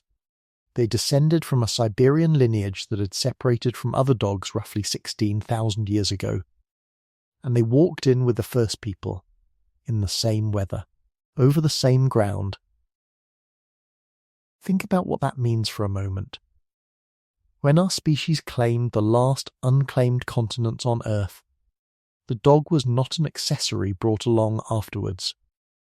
It was standing on the ice with us at the beginning, part of the group. Part of how the thing was even possible. Every valley in 2 continents, every river system, every coastline, every mountain pass from Alaska to the southern tip of South America. Wherever people arrived, over the following thousands of years, there were dogs arriving with them. And out of that spread came an astonishing variety. Dogs bred for hauling in the north, small hairless dogs in the tropics, kept for warmth against the body, dogs raised for their wool along the Pacific northwest coast, kept on islands to protect the coat, dogs in the plains, on the drag frames, moving whole settlements, dogs woven into the ceremonies and stories of hundreds of peoples. That entire branch of the family is essentially gone. When Europeans arrived, they brought their own dogs, and within a few centuries the ancient American lineage had all but vanished from the living population. Modern dogs across both continents carry almost nothing of it. 10,000 years of a distinct kind of dog, closed in the space of a handful of generations. We only know it existed at all because it left bones in the ground, and because we learned to read them. Now go north instead, into the country where this friendship reached its absolute limit. The Arctic is the hardest place people have ever managed to live permanently. No farming is possible. No crops, no herds of your own, no stored grain to fall back on. Everything comes from hunting, on sea ice and open tundra, in a climate that will kill an unprepared person in an afternoon. In that entire economy, across thousands of miles and thousands of years, there was exactly one domesticated animal. The dog. Only the dog. And it was not a luxury there, it was infrastructure. Dogs pulled the sledges that made distance survivable.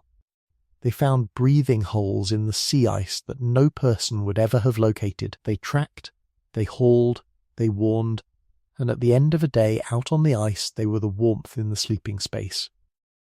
Something in the region of 1,000 years ago, a people from the western Arctic expanded east, all the way across the top of North America to Greenland, one of the fastest movements of any human group across such difficult country.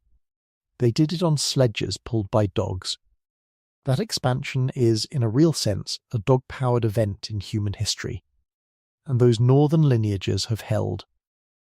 The sledge dogs of Greenland still carry ancestry running back to those Siberian working dogs from 9,500 years ago. Same weather, same job, same animal. Let me put you down in one of those Arctic nights, because it is worth feeling rather than only knowing. It is the middle of winter, far above the tree line, and the sun has not risen for weeks, and will not rise for weeks more. The air is somewhere below 40 degrees under freezing. At that temperature the snow squeaks underfoot rather than crunching, and the moisture in your breath turns to crystals the instant it leaves you, and hangs there glittering in the last light of a lamp. The team is bedded down out on the snow, not in the shelter, out, watch what they do, because it is a piece of engineering. Each one turns 2 or 3 times in the same spot, packing the snow into a hollow the exact shape of its body. Then it curls, nose to flank, and lays its tail gently across its face. That tail is not a blanket for warmth. It is a filter. The breath goes out through the fur, and the fur catches the moisture, so the air arriving in the lungs is warmed on the way in, and the animal does not lose water to the cold with every breath. The snow drifts over them in the night. That is fine, and in fact it is better. Snow is a superb insulator, full of trapped air, and an animal buried under a few inches of it is warmer than one lying on top. In the morning there is nothing to see but the country. Then a mound moves, and shakes itself, and stands up out of the drift as though it had been made there. Now think about what this made possible. An entire way of life existed in the far north for thousands of years, on a coastline of sea ice and rock where nothing grows that a person can eat, and no herd can be kept, and there is no wood in many places for hundreds of miles. The people who lived there built houses out of stone and turf and snow, made light and heat from rendered fat, and travelled distances that would defeat a walking party by many days. None of it works without the animal on the snow. They are what turns a hunting range of a few miles into one of 100. They are what carries a season's meat home over the ice instead of leaving it where it fell. And on the nights when a party is caught out and cannot make it back, they are the wall of warmth that people lie down against and survive until light. There is a phrase for the coldest nights in more than one language of the north, and we met it earlier tonight. 1 dog. 2 dogs. 3. That is not folklore. It is a measurement taken by people who had no thermometers and did not need one, in a place where getting the answer wrong had one outcome, and all of it, the harness, the snow hollow, the tail across the nose, the whole northern world, began with an animal at a rubbish pile deciding it could bear to come a few paces closer to a fire. Now turn the other way, south and east, into warm water. Somewhere between 3,500 and perhaps 8,000 years ago, the estimates argue, as they always do. Dogs arrived on the Australian continent. They did not walk. Australia was already cut off by sea, so they came in boats, carried by seafarers moving through the islands to the north. And then something happened that happens almost nowhere else. They went back. The dingo left the camps.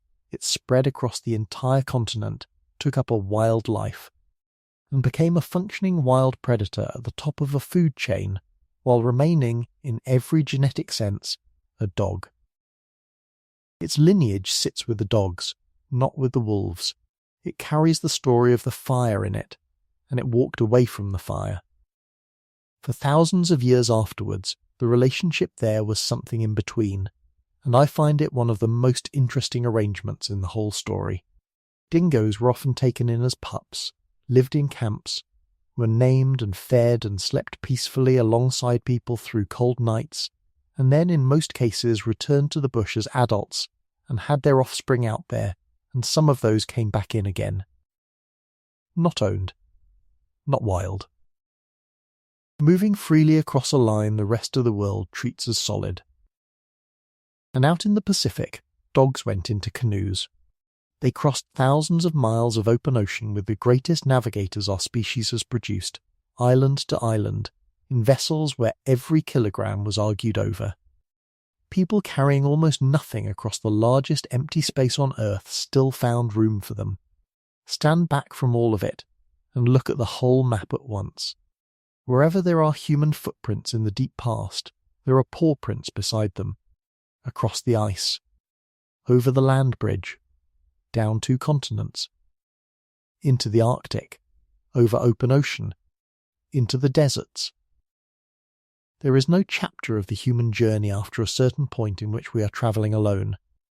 We went everywhere, and something went with us the entire way, walking at the same pace, sleeping in the same shelter, eating what we could spare. Which brings us at last back to the question we have carried all night. Not how it started now, we have looked hard at that. Something else, harder, and much closer to home. Why does it still feel like this? Here is a small experiment that has been run many times in many laboratories, and the result never stops being strange. 2 containers. Food hidden under one of them. The animal cannot see or smell which. A person stands between them and simply points. Dogs get it immediately. Not after training. Not after 100 trials. They follow the finger first time, as though the answer were obvious. Now run the same test with a chimpanzee, an animal far closer to us, vastly more intelligent by most measures, and raised in constant human company. Chimpanzees struggle, many never reliably get it at all. Run it with wolves, including wolves hand-raised from the earliest weeks by people who fed and slept beside them. They do much worse than dogs, and they need a great deal of practice to reach a level a dog arrives with. Something happened inside the dog that did not happen inside the wolf. They did not simply become tamer, they became readers of us. And it goes considerably further than a pointed finger.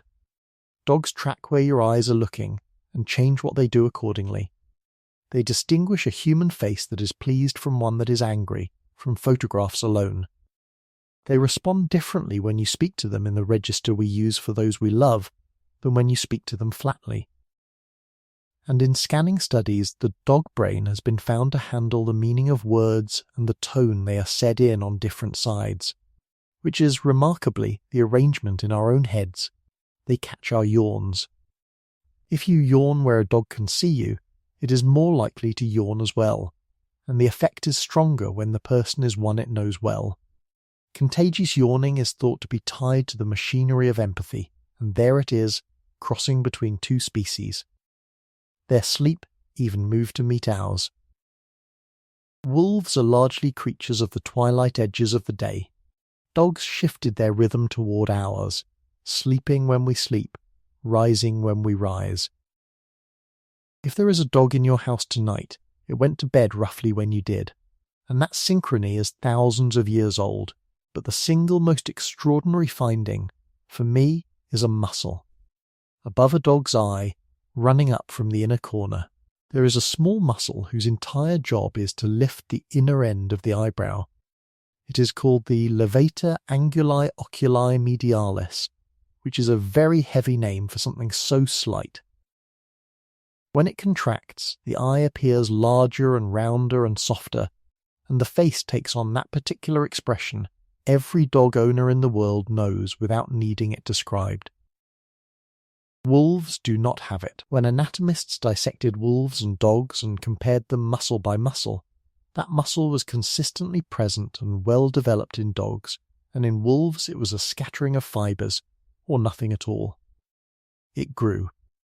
Somewhere in the last tens of thousands of years, in an animal that was already a dog, a new facial muscle came into existence, for no purpose whatsoever except making an expression at us.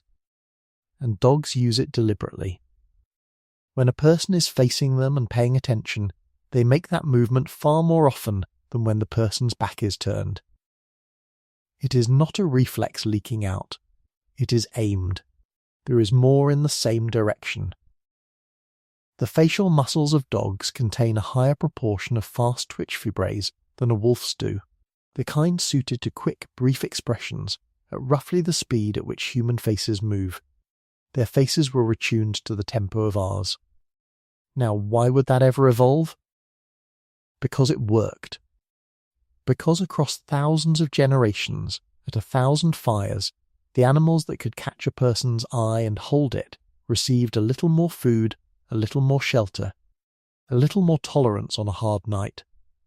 That is all natural selection ever needs. A small repeated advantage and enough time. We were not choosing consciously, any more than we chose the floppy ears. We were simply doing what our species does. We were looking at faces and responding to the ones that looked back. And here is where it closes, because the last piece of evidence is chemical, and it is happening in the room with you.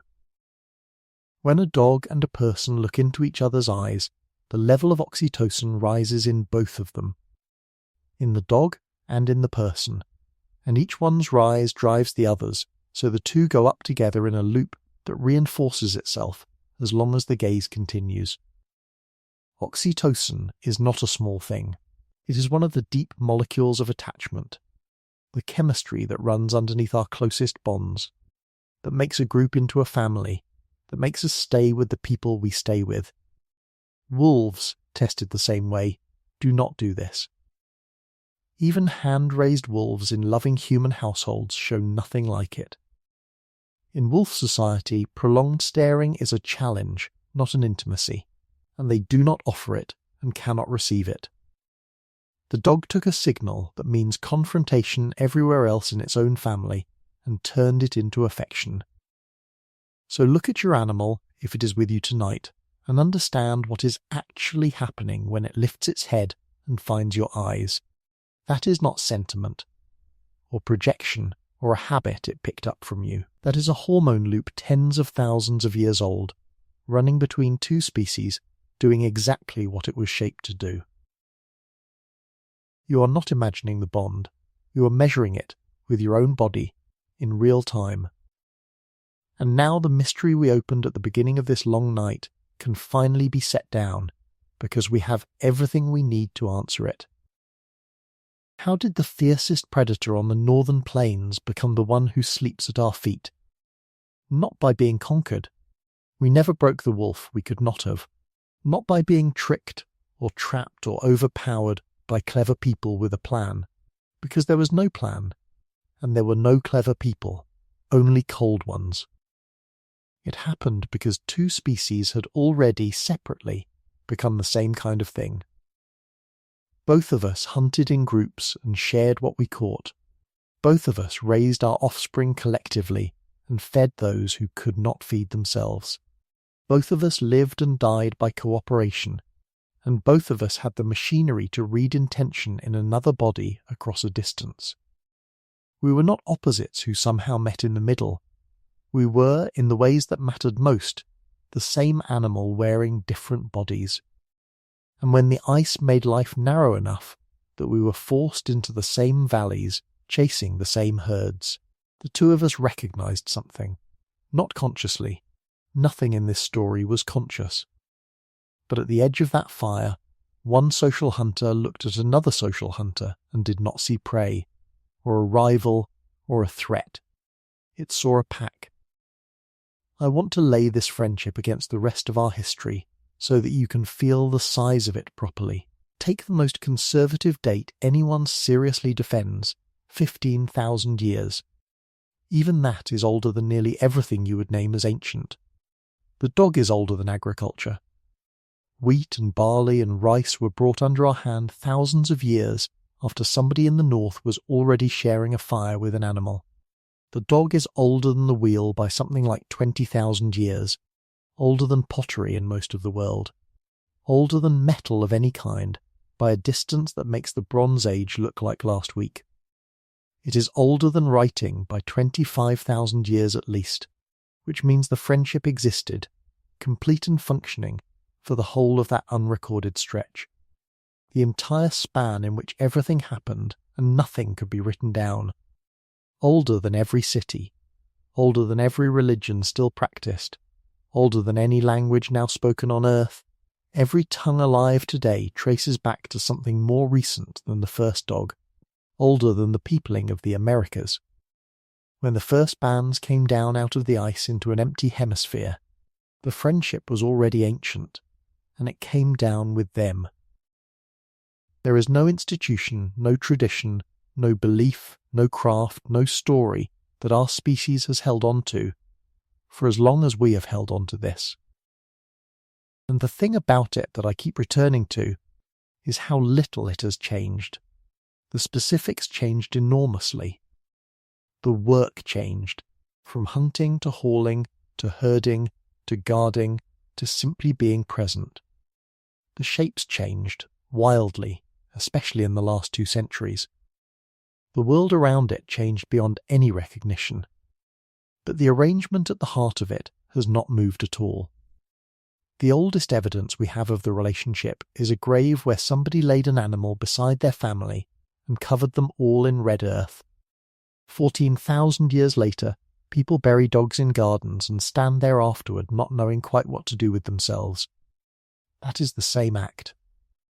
Nothing between those 2 points altered it. Somebody nursed a sick pup through weeks of illness at the end of the last ice age, with no possible return on the effort. Somebody sat up with a sick dog last night, in a room with electric light, for exactly the same non-reason. An animal lay against a person's leg at a fire on the mammoth steppe and let out a long breath and closed its eyes. And that sound, that specific, particular, settling sigh, is being made right now in houses on every continent, and it means precisely what it meant then. Let that sit for a moment. Here is one last piece of the science, and I have saved it because it belongs to the hour you are in. Dogs dream. We know this properly, not by guessing. They pass through the same stages of sleep we do, including the deep phase in which the eyes move and the brain is intensely active while the body is held still. The twitching paws you have watched, the small muffled sounds, the ears flicking at nothing, that is a mind at work behind closed eyes. And in that phase, mammal brains appear to be replaying the day. The same patterns that fired while the animal was moving through the world fire again, in sequence, softly, as the memory is worked over and put away. So think about what fills a dog's day, and therefore what fills a dog's night. Us, our voices, our smell, our roots, our doors, the sound of a particular set of footsteps on a particular stair. Whatever a dog rehearses in the dark, we are most of it. They dream about us. Across 30,000 years of firelight and sledges and doorsteps, they have been lying near us in the dark, with their paws moving, going back over the day, and we are what the day was made of. We think of the dog as the animal that waits for us to come home, but that is only the visible half. Somewhere behind that is the other half, an animal whose inner life has been quietly organised around a species it met at a rubbish pile in the ice. That is the deepest echo of the whole thing, and the reason this is not merely an interesting piece of prehistory. It is not that dogs are useful. Plenty of animals are useful. It is that somewhere out on that frozen grassland, 2 species stopped being 2 things. One of them kept the fire and made the plans and did the talking. The other kept the night and the wind and the perimeter. And after enough thousands of years of that, neither one was really complete without the other. And both of their bodies had been rebuilt around the arrangement. Our sleep, their faces, our nights, their eyes. We did not tame a wolf. We met one halfway. And then we both kept walking. So let the ice go now. Let that enormous grassland finish emptying, tens of thousands of years behind you, its herds long gone and its wind long dropped. The mammoths are not coming back. The great short-faced wolves of the north are not coming back either, nor the lions of the caves, nor the whole vast breathing world that the 2 of us hunted across together. All of it ended in the way that worlds do when the ice let go and the grass gave way to forest. Almost everything from that world was lost. One thing came through. Not a tool, not a technique, not a story anyone remembered. An animal. A single lineage of vanished Ice Age wolves carried forward through every generation since. Because at some point on a cold night the arithmetic of fear came out slightly differently for one of them than for all the rest. It came down the whole length of the human journey without ever letting go. Across the land bridge, down 2 continents, over open ocean in a canoe, through the founding of farming and the raising of the first walls and the invention of writing and everything after, through every hard century our species has had. It has been beside us for the entire distance, in every climate we have ever lived in, asking for very little and giving what it had. And it arrived here, in this century, in this quiet hour, in whatever room you are lying in, the last surviving branch of a wolf lineage that the Ice Age erased, breathing slowly a few feet from where you sleep. If there is a dog in your house tonight, listen for it. That sound is 30,000 years old. It is the same sound that was made against somebody's leg at a fire on the step, when the meat racks were full, and the wind was turning, and nothing out in the dark needed answering. The same settling, the same long breath let go, the same decision that this place, with these people, is a good place to close your eyes. They have been making that sound beside us since before we had words for any of it, and the watch they took up all that time ago has never once been handed back. Every night for tens of thousands of years, our kind has been able to lie down and let go of the dark, because something with better ears agreed to keep listening while we did. That is still true tonight. It is true in the room you are in, and in 10 million other rooms, in cities and on farms and at the edges of quiet roads all over the world. The oldest arrangement our species ever made is being honoured right now, in the dark, without a word, by an animal that has no idea it is doing anything remarkable. So there is nothing left out there for you to watch for. The perimeter is covered. It has been covered since the ice. Let your shoulders come down, and let the day you have carried get put away, and let the night hold you the way those old fires held them. You are the far end of a very long friendship. Every person who ever sat by that fire, and every animal that ever lay down beside one, was somewhere on the road that ends with you, here warm, listening to a voice in the dark. The fire is low. The dark is being watched. Nothing needs you. Rest now. Let the last of the Ice Age wind fall away. And if you hear that small sigh somewhere in the house before you go under, you will know exactly what it is. The oldest friendship on earth, still keeping its side of the bargain, easing you down into sleep the way it has eased our kind to sleep for 30,000 years. Good night, sleep gently. They are keeping watch.